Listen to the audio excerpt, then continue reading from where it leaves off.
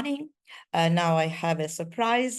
This video is in English because I want to let you know about a paper I delivered some years ago about Mars at a Congress of the Mars Society. So now I am sharing the screen, and here is my paper. The paper was called Where to Invest Next, an eco-critical cultural approach to Mars colonization. And it was delivered by me. I was alone in Bergamo, but the paper had been written by 3 scholars. Besides me, there was Alma Farina, full professor at the Urbino University, and Roberto Barbanti, full professor at University Paris 8. Farina is an ecologist and Barbanti is a philosopher. So we had a multidisciplinary talk about what we thought of Mars colonization. This is a reduced version of the text I actually read in 2016. The photos were taken at the conference, and I want to thank Robert Zabrin, who was there, of course, for shaking hands with me and accepting my first book as a gift. The complete paper delivered at the conference was then published here. Okay, we had 3 questions. The first was posed by myself and the others by my colleagues. So the first question is, must we really speak of colonization? Is it still a sustainable action? Well, colonization is a term common to many disciplines, from political science to anthropology, from sociology to microbiology. In all these cases, it has evidence-based historical or scientific roots. On the contrary, when this term is referred to outer space, its use still draws from the realms of imagination, since no colonies exist as yet outside planet Earth. Nevertheless, we know that this is going to happen soon and believe that the realms of imagination have played a fundamental role in the matter. Mars colonization started, in fact, much earlier than most people think. Like any other colonization of the past, it began in human imagination and narratives. The so-called discovery of America, for example, and the subsequent settlement of Europeans in the transatlantic wilderness had actually been accurately prepared through folk tales, storytelling, and myths of various types, from Atlantis to the Garden of Eden, etc. However, unlike the previous experiences we know from ancient and recent history, this particular type of colonization is taking longer and interests wider strata of society and culture through planet Earth. For the first time in history, we are witnessing a process of colonization happening in a globalized world, with a worldwide mass media coverage and in the era of the internet. The fact that such process is not likely to involve a colonizable people, and probably not even any symbolic encounter with the other, which happened in all previous cases, is not really relevant, since the other, though undoubtedly human, was rarely perceived as such, even in older times. Puritan literature from early America abounds in descriptions concerning devils, beasts, and monsters, not men or women, and the discussion about these creatures possessing or not possessing a soul was virulent and lasted for decades. True, Martians have represented a propulsive force in literary and filmic construction of the Martian project.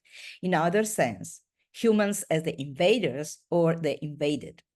However, from a merely scientific perspective, the debate about the plausibility of the existence of life on other planets, which was very lively in the past centuries, can only continue if we reach an agreement on the definition of life.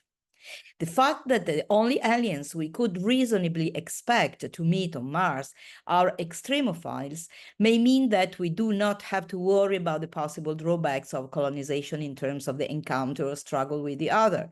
That is, we do not have to worry about our responsibilities.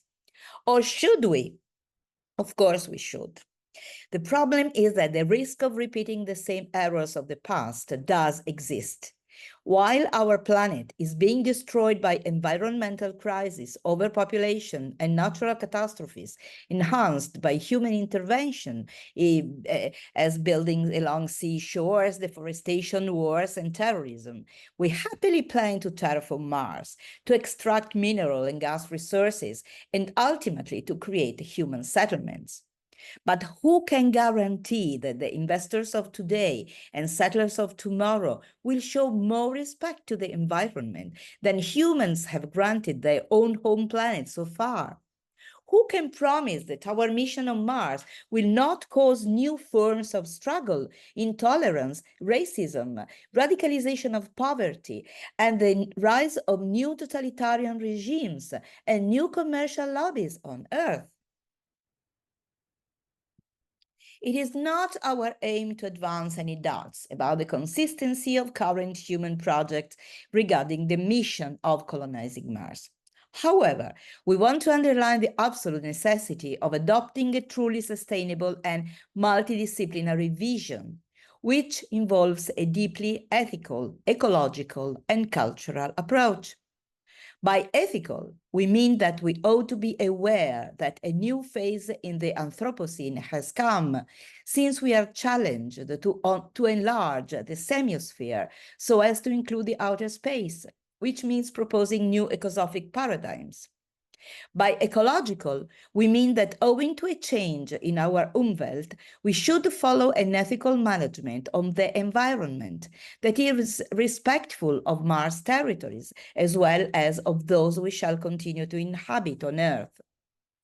By cultural, we mean that it has to take into account all of the following: the literary narrations of the past, both utopian and dystopian, the intuitions of science fiction fandom and scholarship, and the perspective of post-colonial studies.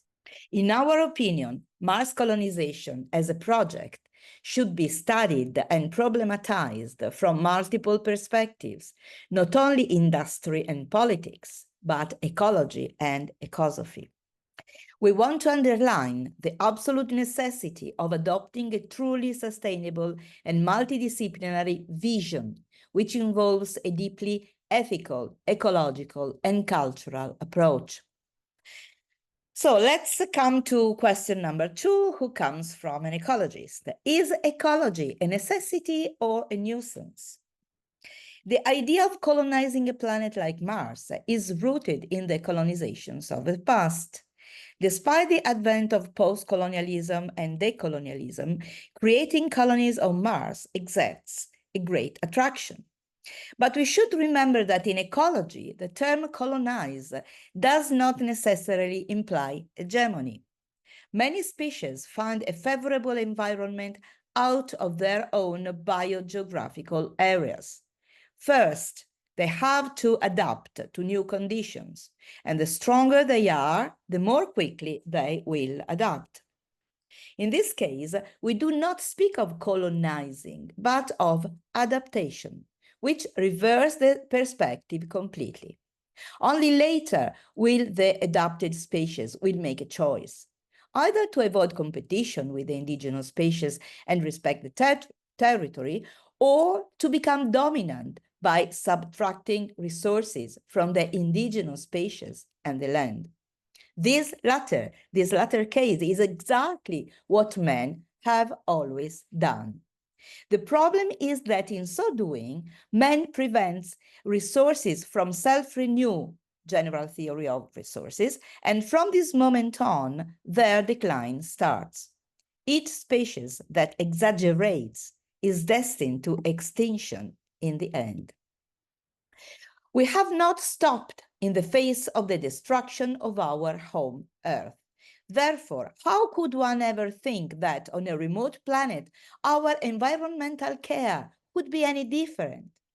We have conquered, so to say, the highest mountain tops on the planet, like Everest, and at the same time we have created huge deposits of waste. What can happen through Mars colonization? If millions of American buffaloes were brought to the verge of extinction in a few decades, we cannot expect any hypothetical forms of life we might encounter on Mars would meet a better destiny. Number 3, a little help from ecosophy. Transhumanism and posthumanism are intrinsically propagandistic and tend, in fact, to build forms of neocolonization of the imagination by manipulating human aspirations. However, nature, the other species, the organic beings, and even the inorganic matter, the terrestrial habitats, and even the extraterrestrial territories do have an intrinsic value beyond and despite the domineering projections of our instrumental reason. So beware, our imagination is never neutral.